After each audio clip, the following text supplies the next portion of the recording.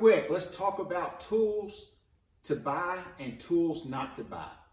Let me tell you a little story real quick about a tool that I got, and I was mad when I got there. Strangely enough, I wasn't that mad when I left, and now I can't even believe I walked away with it. So back when Craigslist was a thing, before Facebook Marketplace and all of that stuff existed, a man ran an ad, said, body rotisserie, $200, used once. I'm like, okay, that sounds like a really good deal, because back then that was kind of a new thing 20 years ago, and a rotisserie like that was $2,000. That was before the Chinese things started coming in at $500 and $600 that we've got nowadays. So I'm like, $200, that's a deal. Jumped in my truck, drove 75 miles, got out of my truck. My plan was to help the guy take the car off of it, which was a 280Z. There was a gentleman that was going to be there about the same time as I was going to be there that was going to buy the 280Z from him. So the three of us were going to try to get this thing together. The guy was going to buy the project. I was going to buy the rotisserie. I get there and I start walking up the driveway, and the guy buying the 280Z had his hands on his hips. And when I started getting closer, I started seeing that rotisserie. I knew that I was fixing to leave there mad, upset, disgusted, however many more adjectives or verbs I could throw in there, whatever that is. That's been a long time since I was in English class. Sorry, Miss Watson.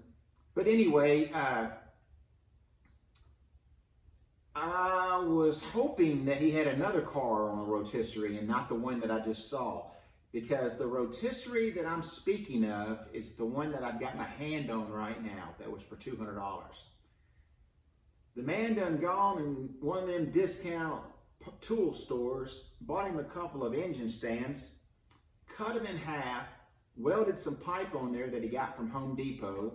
The welds looked horrible, but they were penetrating through, so I actually saw the car on it, and he was spinning it, but it wasn't going all the way around, but it was going around enough to where he could get up underneath it. I just shook my head. I looked at the man that was buying the project.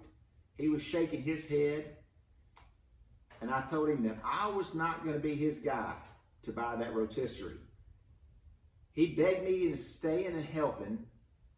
He wanted to know why, after we got the car off, I wasn't interested. And I was like, well, sir, I mean, it's what you advertised it was. I mean, there wasn't any pictures or anything like that. There is a car on it rotating.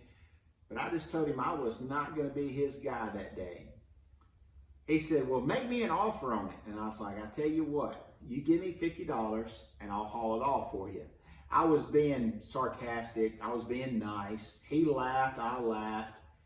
And I turned around. I was leaving. He said, well, you're going to make me an offer? And I was like, sir, I cannot put any money into that. I was like, it's not what I'm looking for. Because I really was going to use it as a car rotisserie. I already had one. I needed another one for a spare. Had plenty of cars that I needed to put on there. Anyway, make a long story short, he gave it to me. I was thinking, okay, it's got some casters on it. I can strip it down. I can sell some pieces off of it. I might even be able to use a piece off of it. Heck, I might even get up enough energy to rebuild it and do something with it, like painting chassis and stuff like that when you're building a hot rod frame. Little did I know, fast forward 20 plus years, that I would still have this thing. It has become one of the most handiest tools in the paint booth when it comes to painting a chassis, painting wheels.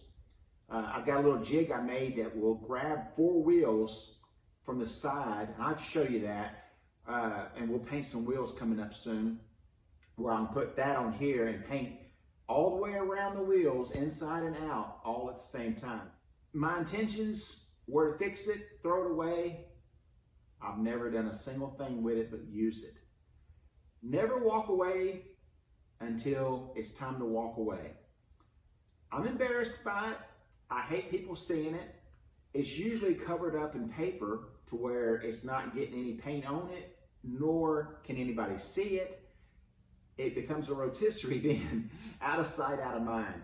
But guys, this is crude. It's not me. It's never usually in a video, of course. That's probably why I've never showed you how I painted my wheels. But what am I gonna do? I'm gonna use it for the 100th time probably and put this Volkswagen chassis on it, because we're gonna sandblast, prime, and paint this Volkswagen chassis. If you're following along with that Volkswagen build, it's coming along really nice. I've got a lot of videos that I haven't got done yet, and there's a lot more cool stuff to come. But back to tools that suck and don't suck. This thing right here, it is hideous, but it gets the job done. Thanks for watching, guys. I'll catch you in the next episode. Now get out in the garage and go build something. Spanky's got to go. It's Tuesday night. That's taco night. Last night was meatloaf. Wednesday is pizza. Friday's fish or chicken.